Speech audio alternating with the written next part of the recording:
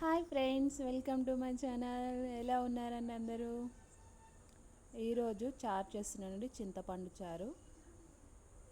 ఒక్కొక్క స్టైల్లో ఒక్కోలా ఉంటుంది. నా స్టైల్లో నేను చేస్తున్నాను ఫ్రెండ్స్. చింతపండు నానబెట్టుకొని రసం తీసి పెట్టుకున్నాను. కావలసిన పదార్థంలో ఎండుమిర్చి, పచ్చిమిర్చి, కరివేపాకు అండ్ కొత్తిమీర, ఉప్పు, కారం సరిపడా, కొద్దిగా పసుపు, కొద్దిగా అల్లం వెల్లుల్లి పేస్ట్ ఫ్రెండ్స్. నార్మల్గా పోపులాగా వేసేసుకున్నాను. జీలకర్ర, ఆవాలు, ఎండుమిర్చి, పచ్చిమిర్చి, కరివేపాకు, తర్వాత కొత్తిమీర వేసి కొద్దిగా అల్లం వెల్లుల్లి పేస్ట్ వేసాను ఫ్రెండ్స్.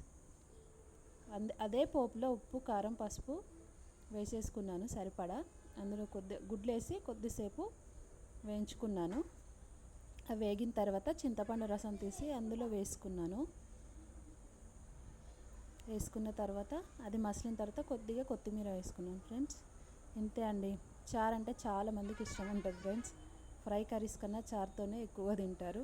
ఇంకా ఎగ్స్తో అయితే ఆ టేస్టే వేరండి. ఒక్కసారి ట్రై చేసేయండి.